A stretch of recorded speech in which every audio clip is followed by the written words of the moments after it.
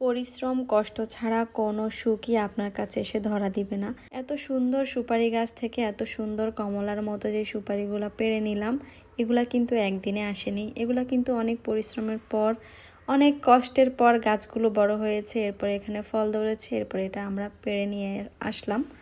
Hello everyone, আসসালামু আলাইকুম। কেমন আছেন? আশা করি সবাই খুবই ভালো আছেন। প্রতিটা মানুষের জীবনে পরিশ্রম অনেক বেশি প্রয়োজন। পরিশ্রম যখন আপনি করবেন, আপনার সাথে আপনার ভাগ্য কখনো বেইমানি করবে না, সেটা আপনাকে ফেরত দিবে। আর এই সব কিছু আমাদের বাড়িতে যত গাছের শাক সবজি ফল ফ্রুট যা আছে সব কিছু আমার বাবার পরিশ্রমের কারণে হয়েছে। আমার আব্বু যেগুলো শখ করে লাগিয়েছে, কষ্ট করে লাগিয়েছে, আজকে আমরা সেই গাছ থেকে ফল পেড়ে নিয়ে খাই। পৃথিবীতে যদি কেউ নিঃস্বার্থ থাকে সেটা একমাত্র বাবা মা। বাবা মা নিজের সন্তানের জন্য সবচাইতে উত্তম যেটা সেটাই করার চেষ্টা করে এবং তাদের ভালোর জন্য পৃথিবীর সব কিছু স্যাক্রিফাইস করতে পারে, তাদের সুখ দুঃখ সব কিছু।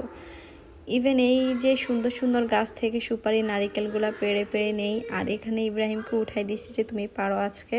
তো ও হচ্ছে ছোটো ছোটোগুলাতে উঠতেছে, বড়গুলাকে বড় যে গাছগুলো আছে ওগুলাতে অন্য কেউ উঠে নিবে, কারণ ওগুলো অনেক রিস্ক থাকে, যার কারণে ছোটো হালকা পাতলাগুলাতেই উঠতেছে। আর এখানে সুপারি একটা পড়ে গেছে পানিতে, মাশাল্লাহ করে আমাদের কাছে অনেক সুপারি আছে।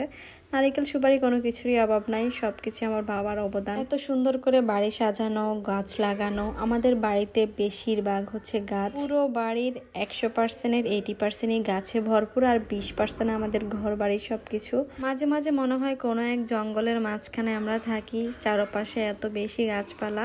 আর এই গাছপালার ঠান্ডা বাতাসগুলো না গরমকালে সবচেয়ে বেশি মজা লাগে। সব গাছ আছে আমাদের বাসায় আলহামদুলিল্লাহ, ছোট বড় মাঝারি কি নাই, সব কিছুই আমার বাবার।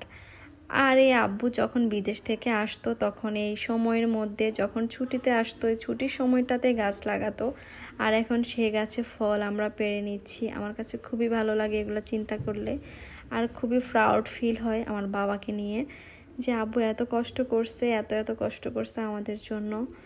সেটা ঋণ মনে হয় কোনো দিনও শোধ করা যাবে না। আসলে যেটা বলে বাবা মার ঋণ কখনো শোধ করা যায় না, কথাটা 100% সঠিক, কখনোই শোধ করা যায় না। আপনি কয়টা শোধ করবেন? ছোটবেলার কথা মনে পড়ে যায় এই সুপারিগুলো হাতে নিলে। ছোটবেলায় যখন আইসক্রিমওয়ালা আইসক্রিমের একটা টিকির বাড়ি দিত, ঠিক তখনই আমরা সুপারি নিয়ে দৌড় দিতাম আইসক্রিম খেতে। এবং 4টা সুপারি তখনকার দাম ছিল 1 টাকা, একটা সুপারি দাম ছিল 4 আনা করে। তো 4টা 1 টাকা হলে একটা আইসক্রিম দিত 1 টাকা দামের। অনেক মজা ছিল আইসক্রিমগুলো তখনকার, শুধু মনে হয় যে বরফ আর রং মিক্স করা, তারপর অনেক মজা ছিল।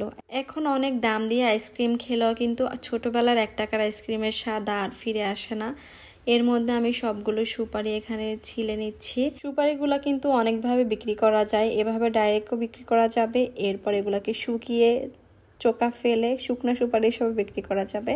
তো যেটা ভালো হয় সেটাই করবে। সুপারিগুলো আস্তে আস্তে অনেকগুলো মাশাআল্লাহ করে জমিয়েছি, মানে অনেকগুলো সুপারি আমাদের পুরো বারান্দা ভরে গিয়েছে। আর এখানে সুপারিগুলো এত বেশি টকটকে ছিল, দেখতে না একদম পুরো কমলার মতো লাগতেছে আমার কাছে। মাশাআল্লাহ মাশাআল্লাহ মাশাআল্লাহ। এরপর সবগুলো আমি নিয়ে বারান্দায় রেখে দিচ্ছি। এরপর আম্মু হচ্ছে রান্নাও করে ফেলেছে আজকে, পোলাও দিয়ে মুরগির মাংস। দুপুরে ভাতটাও খেয়ে নিলাম। আজকের ভিডিওটা এই পর্যন্তই, ভালো থাকবেন, নেক্সট দেখা হচ্ছে, আল্লাহ হাফেজ।